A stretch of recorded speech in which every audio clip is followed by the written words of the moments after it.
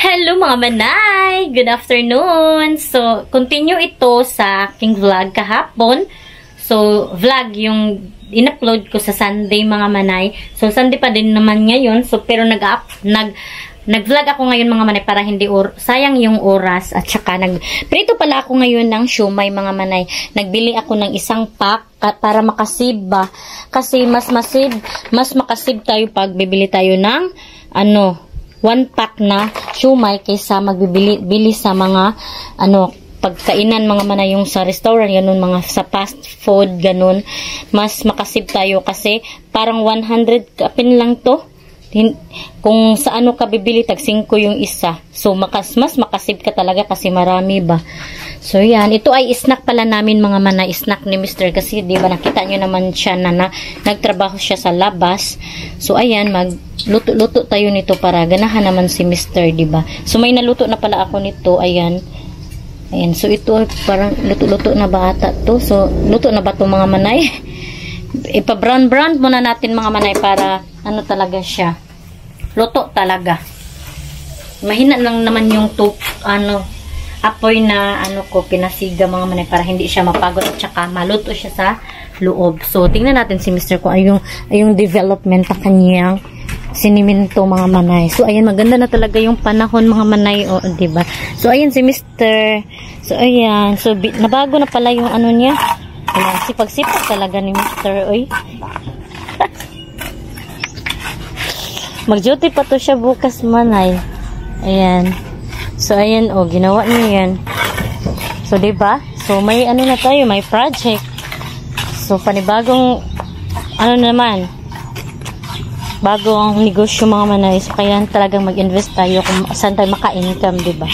Ayan, nilagyan niya siya ng, ang tawag nito, stopper, no? Dili ni siya mapudpud caps. Sige, das magtaas ra kayo. Adira siguro, no? Stopper to siya mga manay para hindi mag-overflow yung tubig dito kasi magalit yung mga maglabay-labay. Ayan, di ba? May naglabay na naman ng motor. Kasi dito mga manay, highway kasi, hindi to highway. Madaming dumadaan dito kasi mga establishment kasi itong harap namin.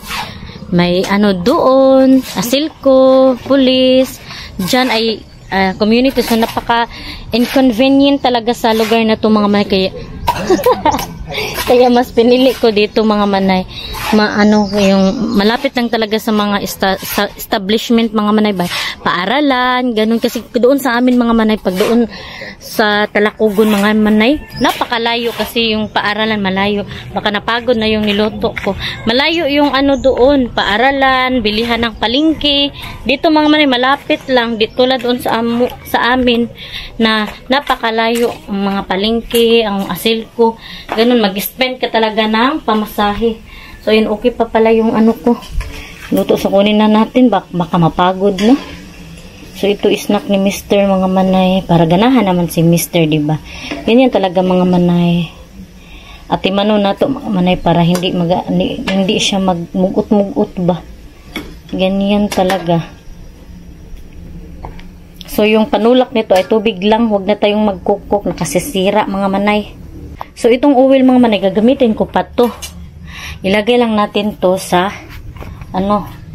may nalagyan kasi ako mga manay ng oil. Ayan, ito. Lagyan ng oil. Ito pa, ayan. Pasensya na kayo mga manay kung dumi dyan, Kasi lagi ko naman nililinis dito mga manay dyan. Kaso ito talaga dito, nahuhulog yung mga, dito ba pag umuulan, mahuhulog yung mga dumi dito. Kaya ayan, madumi na naman. Kahit anong gawin mo, madumi. So, itong oil ay, gamitin ko pa yan. So, mamaya yan, gamitin. Nakalimutan ko pa naman malungin, biski mag-save tayo. Baka maubos na naman itong gaso. Yan, tapos itong, may natira pa mga manay, sa dami ng naluto. Ayan, diba? Ang dami. So, ilagay natin to dito. Yan si Phyllis. Yan si Phyllis mga manay. Hello! Uy! Mang away, wag ganan Phyllis. Bad yan, be. So, ayan, mag-snack na tayo. Tawagin na natin si Mr. na mag-snack. So, ilagay ko na itong yung oil dito mga manay. Kasi mag-save at saka maggamit pa naman yan. Hindi naman yan madumi. So, takpan natin para magamit pa siya. Diba? Hello mga manay! Good morning! So, lunes ngayon mga manay at aday ko si Billy sa paaralan kasi may practice sila sa kanilang Girl Scout. Sulit na nga kami mga manay kasi may trabaho ako kay ate online sa alas 9. So, 9:30 na 30 minutes late sana ay hindi pa. Wala pa sila nag-practice. So, dito na kami sa paaralan mga manay at ayan si Phyllis. Ito sa GMP! Oh, sige na! Sulit na dito! Ah, hindi na rin na si picture. Dali na. Ito ano ako. Ito araw sila. Dali na. Ito ano sila. Dali na. Dali. Kanina lang pala na. Dali na. O yan si Phyllis. Kanina lang pala nag-start. Wait na kayo. Go. Go. Go. Pagdali na.